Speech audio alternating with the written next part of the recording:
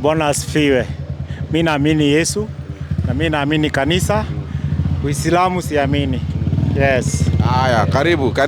Ni sawa. Acha sasa niendelee kusoma.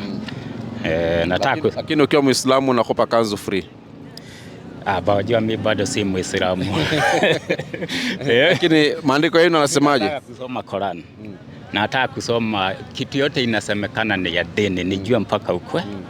Heji unasikia huyo anakuambia hivi, unakuambia hivi. Sasa unashindwa at the end of the day njia ni gani?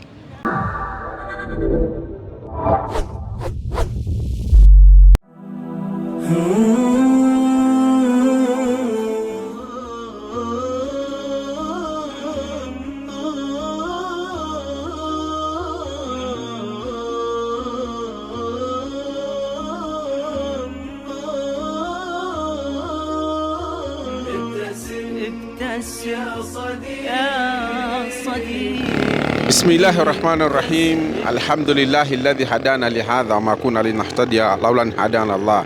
Wassalatu wassalamu ala rasulillah wa ala alihi wa sahbihi ama ba'd. Wapendwa watazamaji wa Straight Path Dawa, assalamu alaikum wa rahmatullahi wa barakatuh. Amani na rehema na baraka zake Allah subhanahu wa ta'ala ziwe juu yako mpendwa mtazamaji. Leo katika kipindi cha dawa mitaani au dawa mashinani tumetembelea kaunti ya Laikipia. Tuko katika mji wa Nanyuki na hapa tuko Ikweta. Uko na swali? Okay, ngoja nisogee huko ama utakuja hapa.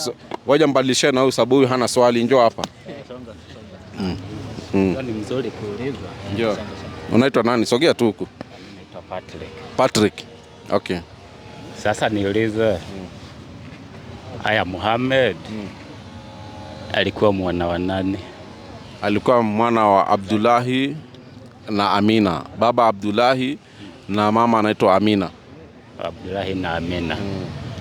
Okay, ni sawa. Niuliza swali la pili. Unajua kuna research nafanya. Mimi ni msomi, napenda kusoma sana, hata nimeshukua hii. Na napendaga sana kujua mambo ya dini na si dini moja. Dini zote. Sawa. Sasa mnaanzaga kusali saa ngapi? Sala ni 5. Officially kila siku. Hizo sala 5, yani asubuhi alfajiri kuna swala ile inaitwa subuhi ama fajiri, ambayo ina range inalingana kwa sababu huwa inaendana na dawn. Yani from dusk to dawn. Dusk yani tunaanzia pale fajiri wakati kuna ile weupe wa alfajiri, ndo hapo tunaswali alfajiri. Sio mchana, kuna weupe wa usiku na mchana kabla ya mchana kuingia, hapo ndo tunaanzia. Yani tuseme fajiri inaingia hapa kwetu Kenya tuseme kuanzia saa 11:30, huwa ina change kulingana vile mwaka unaenda na jua linabadilika mpaka saa 11 labda na 40. Hapo inachezea hapo. Alafu kuna ya mchana, kama sasa tunaelekea ya mchana ambayo ni around, tumezoea kusali saa 7, ita saa 7. Kuna saa 10, kuna saa 12:30 ama saa 1 jioni na saa 2 usiku. So sasa swali ya tatu ni okay, mimi nikiwa Mkristo naamini Israel tunasemaga is a chosen generation. Unaamini hivyo? Walikuwa wamechaguliwa, lakini si hata saa hii ni the chosen juu. Wamechuziwa kufanya nini?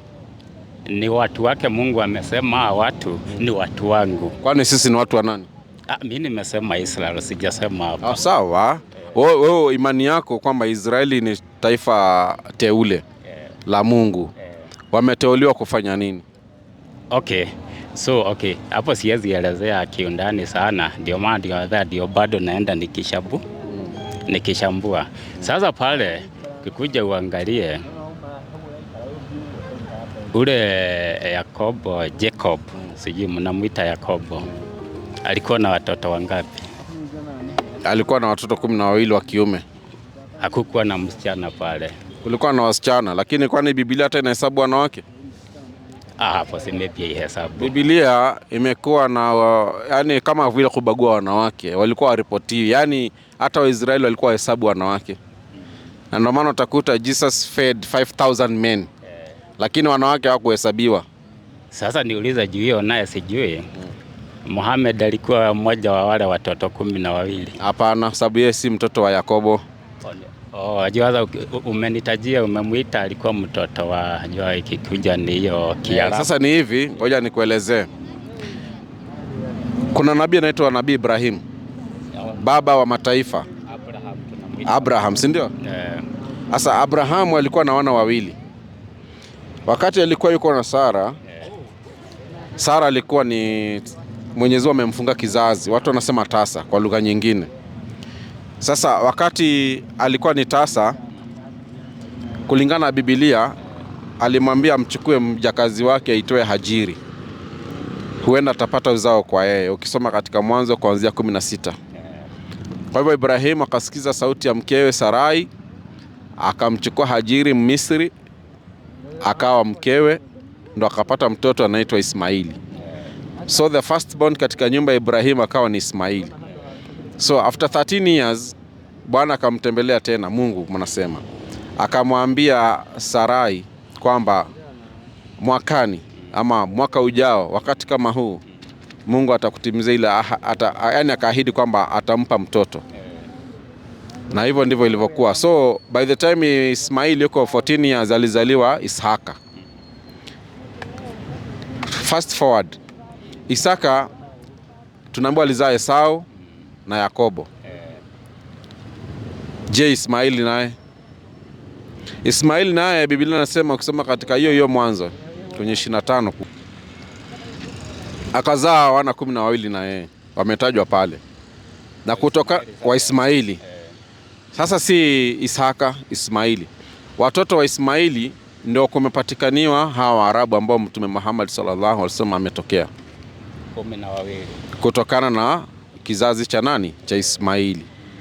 So ukiangalia Waarabu na hawa Wayahudi ama the children of Israel ni cousins tu.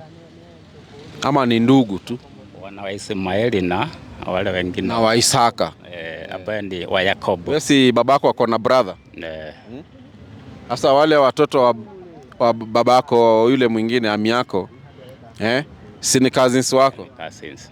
Na wao kizazi chao kikiendelea na wewe uendelee na kizazi chako. Sasa hawa watoto wako na wale watakuwa wanaitana ni ndugu tu.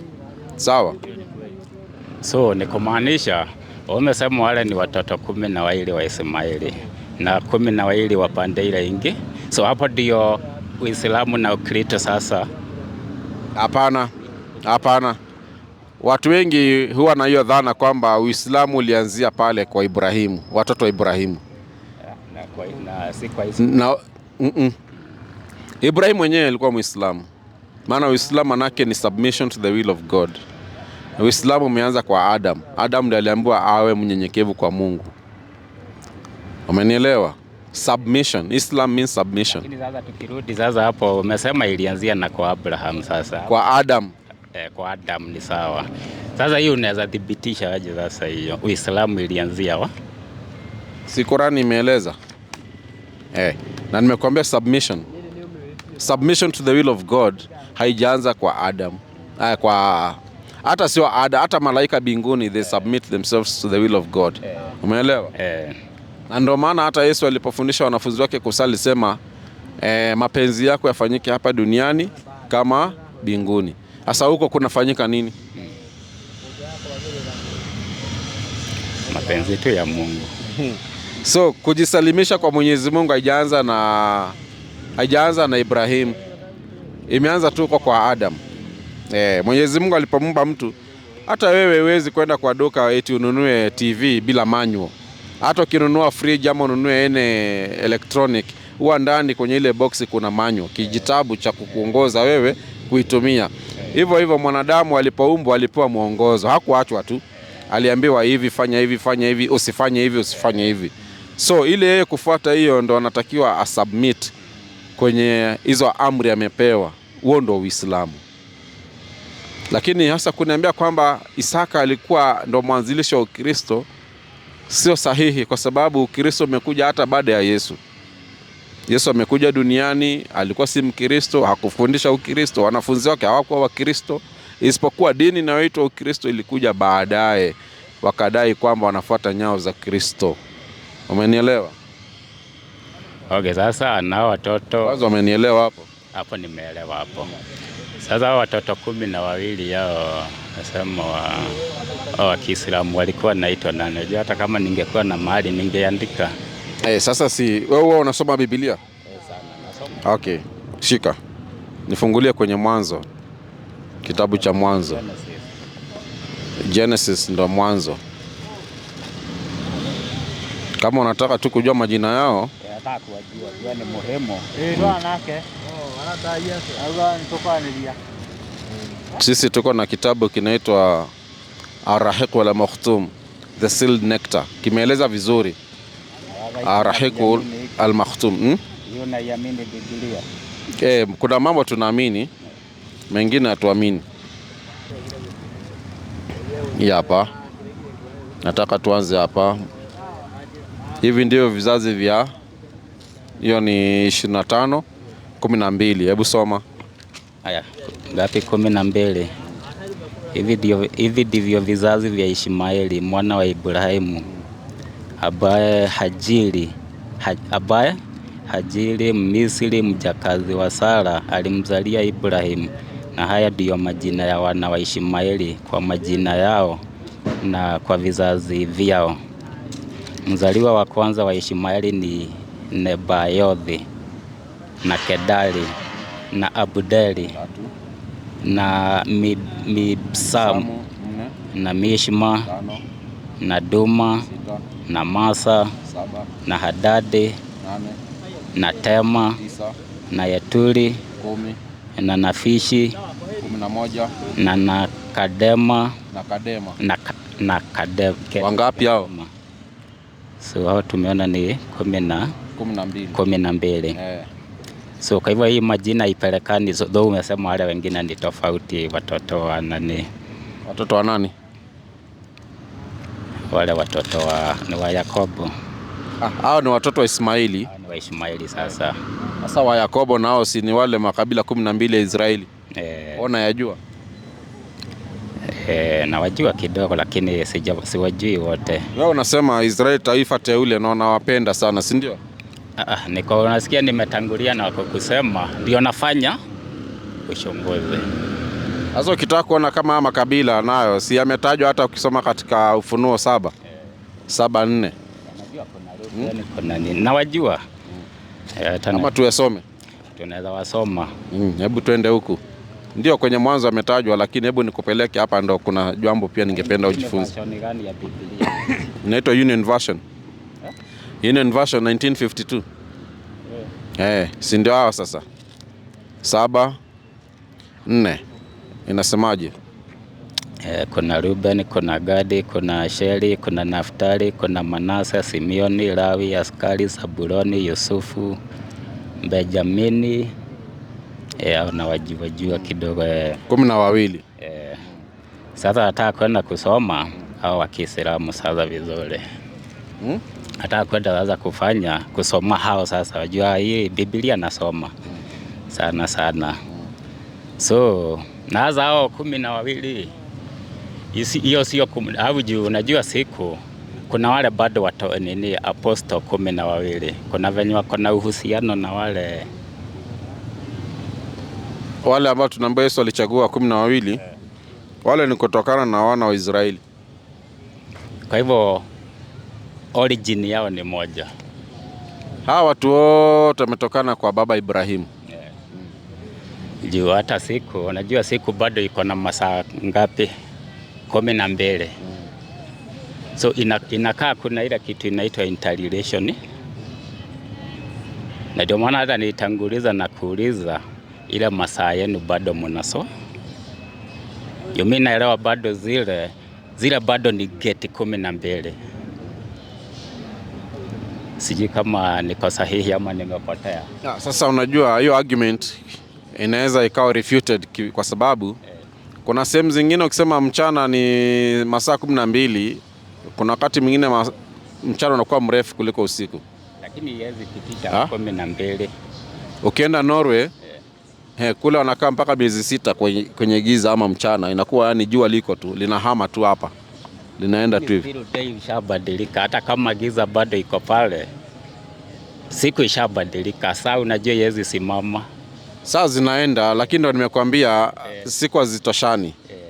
So hiyo argument yako haina dalili yani hivyo unavyotaka iende.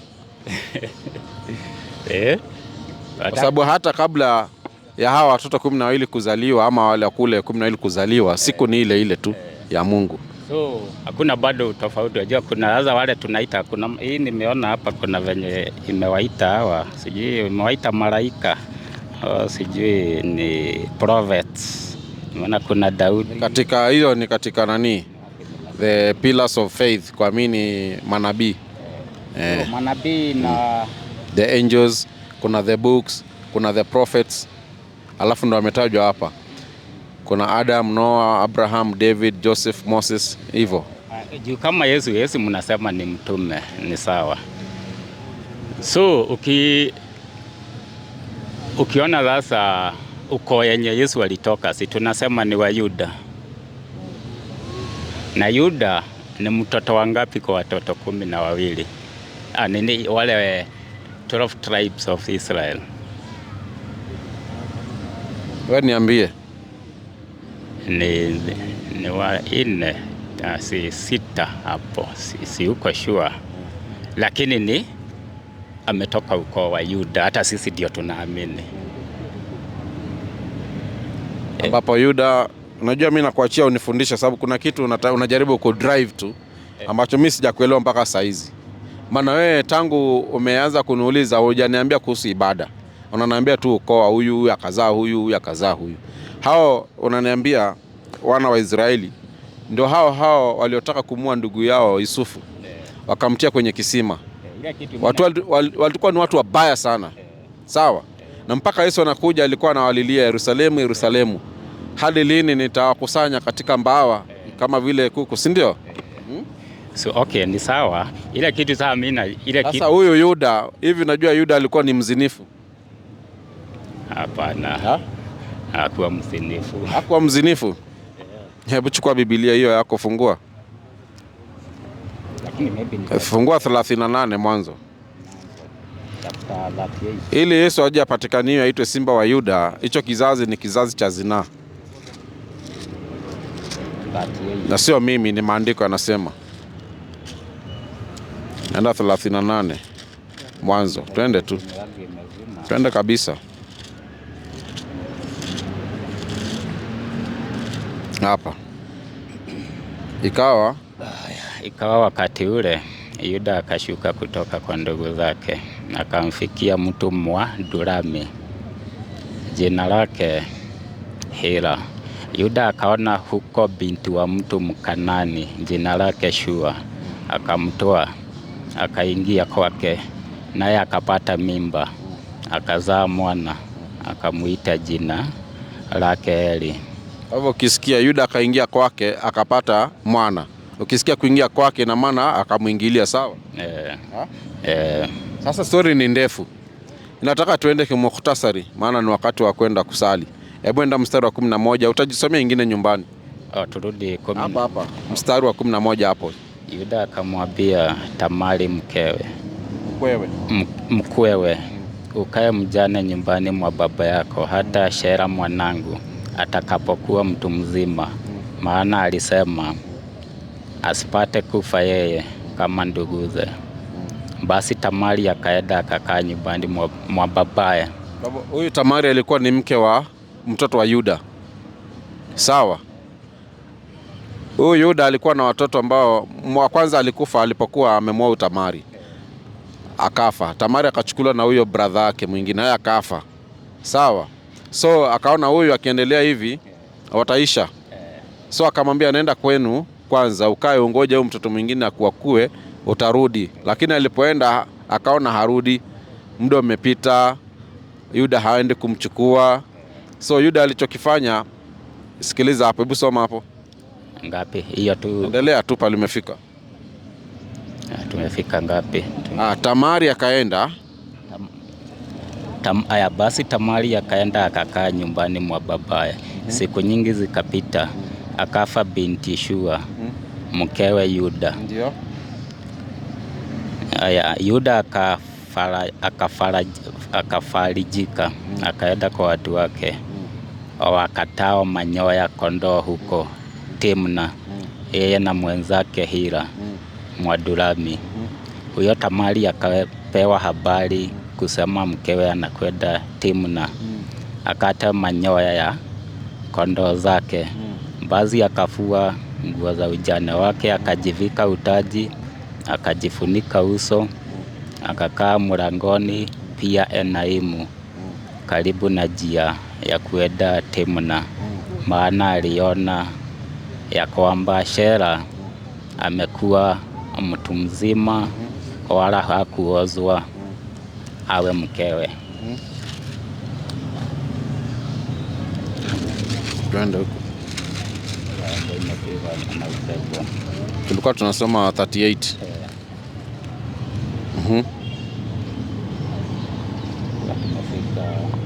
Hapa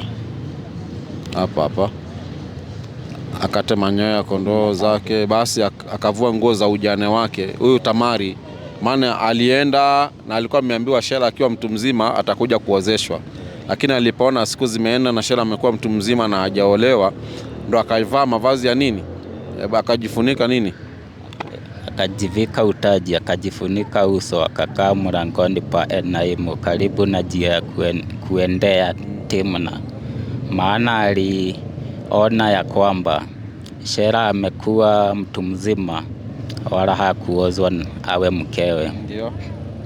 Yuda alipomwona alimdhania kuwa ni kahaba, maana amejifunika uso. Akamgeukia kando ya njia akasema, niruhusu niingie kwako, maana hakujua ya kuwa ni mkewe. Alidhani ni nani? Kahaba. Kwa hivyo hapo kando ya njia akafanya nini? Hapo akamgeukia kando ya njia akasema, niruhusu niingie kwako. Kwako nyumbani au kwako wapi? Sasa jua haijaelezea. Haijaeleza, utajua, endelea kusoma. Haya. Niruhusu niingie kwako, maana hakujua ya kuwa ni mkewe. Mkwewe. Akamuuliza, utanipa nini ukiingia kwangu? Akasema, nitakuletea mwanambuzi wa kundini. Naye akamuuliza, je, utanipa rehani hata utakapomleta? Akasema, unajua rehani? Rehani sijui. Ukienda kukopa kitu, kwa mfano umekuja kwangu nikwambie weka rehani, unaweza kuniambia shika hii TV yangu, nitaichukua nikilipa deni. Sawa? Itaga. Tuendelee. Tumefika wapi? Hapa. Gani? Akamjibu, pete yako ya muhuri na kamba yake na fimbo yako iliyo mkononi mwako. Basi akampa, akaingia kwake, naye akapata mimba. Kwa hivyo ukisikia kuingia kwake akamuingilia, manake akapata mimba. Akaondoka akaenda zake, akavua utaji wake na kuvaa mavazi ya ujane. Yuda akapeleka yule mwanambuzi wa mkono wa rafiki yake Mwadulami. Hiyo story ni ndefu, mimi nataka tuende shortcut. Sasa twende 27. Ikawa wakati wake wa kuzaa, walikuwapo mapacha tumboni mwake. Sasa yule Tamari baada ya kuingiliwa na nani? Na Yuda, ambaye Yuda alikuwa ni baba mkwe wake, sababu alitakiwa aolewe na mtoto wake, lakini hakuozeshwa. Yuda na yule mwanamke akajifanya kahaba, sababu alikuwa anajua tabia za Yuda. Yuda akamgeukia njiani kando ya barabara, akajua alichokifanya, akapata mimba. Sawa? Sasa huyu alipokuja kuzaa, alizaa watoto wake wawili, mmoja akaitwa Peresi, nasikia, na yule mwingine jina lake, hebu soma kwanza hapa. Ikawa wakati wake wa kuzaa, walikuwa mapacha tumboni mwake. Ikawa alipokuwa akizaa mtoto mmoja, akatoa mkono, mzalisha akautwaa uzi mwekundu, akaufunga mkononi mwake, huku akisema, huyu ametoka kwanza. Ikawa aliporudisha mkono wake, tazama, ndugu yake akatoka, akasema, mbona umepita kwa nguvu wewe? Mambo ya nguvu na ya kuandame. Kwa hiyo jina lake likaitwa Peresi, yule wa pili. Maana ule wa kwanza alitoa mkono akafungwa, akawekwa lebo. Hata leo ukienda huko, wamama wakienda maternity, wa mtoto anawekwa lebo ajulikaniwe ni wanani. Sasa yule akaitwa Peresi sababu alitaka kumpita yule ndugu yake. Akatoka ndugu yake baadaye, ana uzi mwekundu mkononi mwake. Alitoa mkono kwanza ukafungwa, akarudisha. Huyu mwingine akatoka. Lakini aliyetoka mwanzo ni nani? Ni huyo mwingine. Haya, huyo mwingine naye akaitwa jina lake Zera. Unasikia? Sasa unaambiwa basi Yusufu akaletwa mpaka hiyo achana nao sasa. Sasa huyu Zera au Peresi, ukirudi kwenye kizazi cha Yesu, twende kwenye kitabu cha Mathayo 1:1. Kitabu cha ukoo wa Yesu Kristo, mwana wa Ibrahimu, mwana wa Daudi. Tuendelee hapa. Kitabu cha ukoo wa Yesu Kristo, mwana wa Daudi, mwana wa Ibrahimu. Ibrahimu alimzaa Isaka, Isaka akamzaa Yakobo, Yakobo akamzaa Yuda na ndugu zake. Yuda akamzaa Peresi na Sera. Haya, Yuda akamzaa Peresi na Zera kwa Tamari. Ile story tumesoma kule, sawa? Si ndio? Baada ya Yuda kumwingilia Tamari mkwewe, akazaa Peresi na Zera. Haya, Peresi akamzaa Esromu, Esromu akamzaa Aramu, Aramu akamzaa Aminadabu, sawa? Aminadabu akamzaa Nashoni, Nashoni akamzaa Salmoni, Salmoni akamzaa Boazi kwa Rehabu, Boazi akamzaa Obedi kwa Ruthu, Obedi akamzaa Yese, Yese akamzaa nani? Mfalme Daudi. Na ndio Yesu anaitwa mtoto wa nani? Mwana wa Daudi. Na ataikuja kuangalia nyumba ya nani? Ya Daudi. Ukisoma katika kitabu cha Luka kuanzia 1:26 ukiteremka. Umenielewa? Kwa hivyo Yesu, hichi kizazi ambacho tunaambiwa cha Peresi ni kizazi ambacho ni cha nini? Cha Yuda. Kilipatikana kwa ndoa au kwa zina? So, okay, hiyo hapo siwezi ongelea. Huwezi kuongelea na umesoma. Kwanza yule tunaambiwa alikuwa ni mkwewe. Si ndio? Yeye alidhani ni kahaba. Akamchukua kando ya barabara, akaingia kwake ama akamuingilia, lakini kulikuwa na mapatano kabla ya kumuingilia. Alimwambia utanipa nini? Akamwambia nikienda, sababu alikuwa anaenda kukata kondo wake manyoya. Akamwambia nitakuletea mbuzi wa mwana kundi. Akasema hapana, alijua hapa naweza nikarushwa. Wewe weka kitu hapa niamini utaru. Akaacha pete na fimbo, na vilikuwa vinajulikana vya Yakobo. Hiyo story ndio maana nikamwambia kajisomee polepole. Unajua usiogope pastor yenu kukutishia nini. Ukiona hapa hii ni uzinifu, sema ni uzinifu. Simama na haki. Sasa nasema nataka niende JCV, bado niko na Biblia. So hiyo kitu yote, hiyo ni maandiko yote nimesoma, bado nitaenda ni confirm sasa polepole. Hivyo ndivyo inavyotakiwa. Hivyo ndivyo inatakiwa. Sasa ngoja nikuongeze kipeperushi kingine hapa. Na nikiuliza bado kinaitwa Discover Islam. Kuna maswali mengi. Zingine inaweza kaa fane.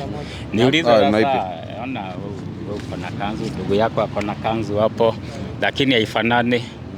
Ama sasa nikiamua kukuja huko, naweza kuja tu na rangi yote huko kwa msikiti. Rangi ya imati.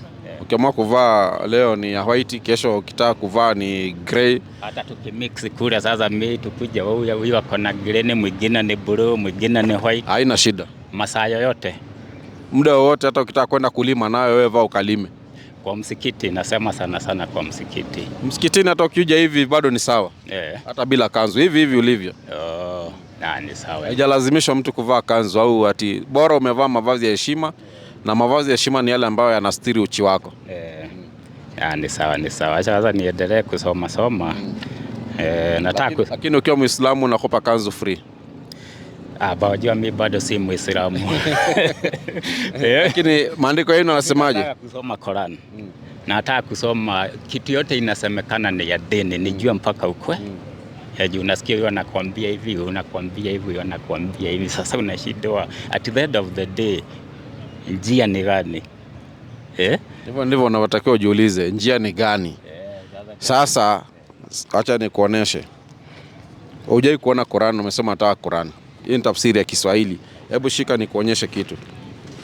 Shika hivi. Hii ni sura ya 6. Aya tunaenda ya 126 hapa. Hebu nisomee hapa. Na hii dini ya Uislamu ndiyo njia ya Mola wako iliyonyoka. Kwa hivyo ukiniuliza unataka kujua njia ni gani, wewe umesikia hapo Qur'an imesemaje? Anajua ni kulingana na Qur'an. Ndiyo, ni kulingana na Qur'an. Si umesema nataka kusoma vitabu vyote? Lakini sasa hii ni mstari mmoja nimesoma. Nitakuongeza ingine. Wewe unasema mstari mmoja, hiyo ni aya moja sasa. Tuende kwenye nyingine. Sasa nikupe nyingine hapa. Sinyi naona mtu anapelekwa madarasa anasoma yote. Unapelekwa. Soma hii. Bila shaka dini ya haki mbele ya Mwenyezi Mungu ni Uislamu. Unataka tukwambie nini nyingine? Okay, hiyo sina comment hiyo. Haya, hii Biblia yako ukisoma kuanzia mwanzo mpaka mwisho, hakuna pahali imesema na hii dini ya Ukristo ndio njia ya Mola wako, hamna. Unajua mahali utaniuliza ni wapi imeandikwa. Na si ndio hivyo? Afadhali wewe unajua utaulizwa ukose jibu. Lakini ukiulizwa kuhusu Uislamu utasema umeona kwenye aya, si ndio? Kwa mahali inasema Ukristo ni venye saa hii siwezi quote. So mwambie akusaidie. Nani huyo? Huyo rafiki yako. Sijaona. Hajawahi ona. Na umesoma yote? Sijasoma yote. Siwezi danganya, sijasoma yote. Uko na namba ya pastor wenu tumpigie hapa tumuulize? Uko na namba ya pastor wenu? Sina namba ya pastor. Asa ndio ufanye utafiti. Na ukikosa Ukristo ni dini kwenye Biblia, unakaribishwa kwenye Uislamu, sawa? Na hoja inaweza kuwa sasa ndio nitakurudisha kwa Ukristo bado. Haina shida kwa hoja. Ile kitu muhimu ni tujue ukweli. Na ukweli utakuweka huru. Si ndio hapo sasa. Sasa mimi either niweke huru ama ikuweke huru. Mimi nishakuwa huru. Either way. Mimi nishakuwa huru. Na mbona uamini hata mimi niko huru? Kwa sababu bado hujaona andiko ambalo linasema Ukristo ni dini, hauko huru bado. Situ mko tu hapa nitakuleta. Mungu akinijalia maybe kesho nitakuletea. Haya. Asante sana. Mpendwa mtazamaji, usisahau kusubscribe hapo na uendelee kufuatilia. Tunasema watu wasome. Jisomee, usingoje pastor kusomea na kukuhubiria eti kazi yako ni kutoa tu sadaka. Hata wewe jisomee na utakuja kuelewa na ukweli utakuweka huru inshallah. Dawa Mitaani inaendelea na tuko hapa na Nyuki. Assalamu alaikum warahmatullahi wabarakatuh. Ndugu wapendwa watazamaji, hapa niko na jamaa wa Nanyuki. Hapa ni Laikipia County na ningependa uanze kwa jina, utuambie jina lako alafu na dini yako alafu tuingie kwenye maswali. Kwa majina mimi naitwa Michael. Mimi ni Mkristiano. Niko na swali langu ni kanisa kuna Mungu ama kanisa ni dini ya mtu binafsi? Kuhusiana na kanisa. Kanisa sio fundisho la Mwenyezi Mungu kwamba watu wawe na manyumba yanaitwa makanisa, kwa sababu hata ibada inayofanyika kule sio amri ya Mungu. Ukiangalia zamani mitume na manabii hawakuwahi kwenda kanisani. Hakuna hata mmoja, hata Yesu mwenyewe ambaye Wakristo wanasema wanampenda, hajawahi kuingia katika jengo linaitwa kanisa. Isipokuwa ukisema kanisa kilugha ni mkusanyiko wa watu. Kwa hivyo hata sisi hapa tukikusanyika tunazungumza kwa lugha nyingine pia ni kanisa. Lakini ukiniambia pale kuna kanisa, mtu amefungua kanisa humo ndani unaniambia kwamba wanamwabudu Mungu vile inavyostahili, sio kweli. Umeelewa? Kuna watu wanamwabudu Mungu kanisani, sikatai. Lakini wanamwabudu kimakosa. Umeelewa? Wanamwabudu kimakosa kwa sababu Mwenyezi Mungu si anasema aabudiwe peke yake na watu wamsujudie. Sasa kanisani kuna ibada ya kusujudu ama ni nyimbo? Ni nyimbo. Haya, unaambiwa kwa mfano Qur'ani ukisoma katika 72 aya 18. Mwenyezi Mungu anasema misikiti yote ni ya Mwenyezi Mungu. Basi humo ndani ya misikiti msimwabudu yoyote pamoja na Mwenyezi Mungu. Mutikanyitithanie Ngai ingĩ. Mutikanyitithanie Ngai cia mĩhianano. Sawa, msiwe na masanamu au msifanyie mfano wa chochote. Lakini angalia leo, juzi nimeona mama zetu wa Kikikuyu wanazungusha sanamu ya mzungu, anasema ni mamake Mungu. Mamake Mungu. Hiyo ibada alifundisha nani? Hakuna, hiyo ni uongo. Hiyo ni uongo. Kwa hivyo wewe ukitaka ibada ya kweli unafuata ibada iliyofundishwa na Uislamu. Sababu Uislamu umekuja kuleta ibada ile ile iliyofanywa na manabii. Umenielewa hapo? Nakuelewa. Sasa na swali lingine ni na hii hawa mapasta wanasemanga wako na uwezo ya kujua maisha yako. Kwangu nikisoma Biblia, kama mama alikuwa anatengenezea watu nguo, anashonea watu nguo, anaitwa Dorcas. Dorcas wema wake ulirudishwa si sababu ya mapasta ama nini, ni kwa ule utendakazi alikuwa anasaidia watu walemavu wa nini, na wakati alikufa hao watu ndio walilia Mungu wakamrudisha uhai. So si sababu ya kanisa. Ni wema, ucha Mungu, unaitwa ucha Mungu. Huyo ndio ulimfufua. Na pastor wanakuja kutuambia ati wako na uwezo ya kujua maisha yako, hali yako.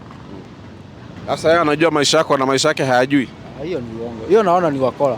Si wale ni wakora tu wanataka wafune. Hii kanisa, kanisa si ati ni hiyo dini. Kanisa ni tabia zako, vitendo zako. 10 commandments. Unajua hata ukiwa Muislamu na huna ucha Mungu katika moyo wako, hata uende msikitini uiname mara 100 ni bure kabisa. Sababu imani iko katika nyoyo na ucha Mungu ni katika nyoyo za watu, sio kwa kuonyesha matendo na huku ndani umeficha, unakuwa mnafiki. Umeelewa hapo? Naelewa hapo. Sasa kile ambacho unatakiwa kufanya ni kumwamini Mwenyezi Mungu na umwabudu yeye bila kumshirikisha na chochote. Naona hela imeingia hapo. Brother, njoo usalimie basi. Hata salamu za Mungu leo utaki? Salamu tu. Leo niko blank. Hatuko blank. Sawa. Haya.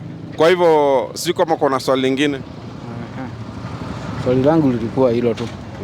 Basi hapa kuna kanisa kama kuna Mungu. Kuna kanisa kama ni hiyo dini. Sasa hiyo ujisomee. Kuna mambo mengi hapa ndani. Kwa mfano hapa, hebu unaona ukifungua hapo kuhusu Uislamu. Kuna nguzo za imani hapo, kuna nguzo za kuabudu na yani nguzo za Uislamu. Kama unavyoona hapa, kuna ya kwanza ni tamko la shahada, ya pili swala 5 za kila siku, ya tatu kuna zaka mwisho wa mwaka, kuna hiyo funga kila mwaka, na kuna nyingine ya 5 ambayo ni inaitwa hija. Umeona naiona vizuri. Sasa kama ilivyoandikwa hapo kwenye hitimisho, inasema nguzo zilizoorodheshwa hapo juu ni kiini cha Uislamu. Kwa hivyo hapo ndo Uislamu, hapo ndo the root. Mengine ya kuwa mtu mwema, kuwa unasaidia maskini, yote yanatoka hapo. Kumwabudu Mwenyezi Mungu bila kumshirikisha, yote ni hapo. Haya brother, fikisha abiria salama. Leo amesema hataki kuzungumza. Basi sema tu hata asalamu alaykum. Bwana asifiwe. Mimi naamini Yesu na mimi naamini kanisa. Uislamu siamini. Yes. Haya, karibu. Ni rafiki yetu wa siku nyingi, alivyoniona amesema mmerudi tena. Kwa hivyo tunaendelea na kusemezana kwa njia nzuri. Lengo letu sio kumdhalilisha mtu, kumtukana mtu au kumlazimisha kuwa Muislamu au kumlazimisha kuacha imani yake. Sio kazi yetu. Kwa hivyo brother, mimi nimefurahi kuzungumza na wewe. Pia mimi nimeshukuru sana kwa kurudi tena. Asante sana. Asante. Na sisi tunafurahi kuwakuta tena.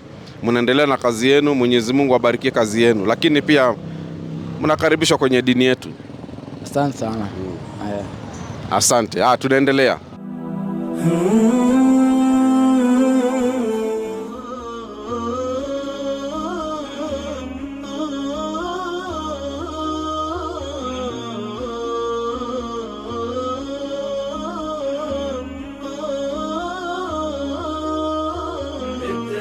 ابتسم يا صديقي.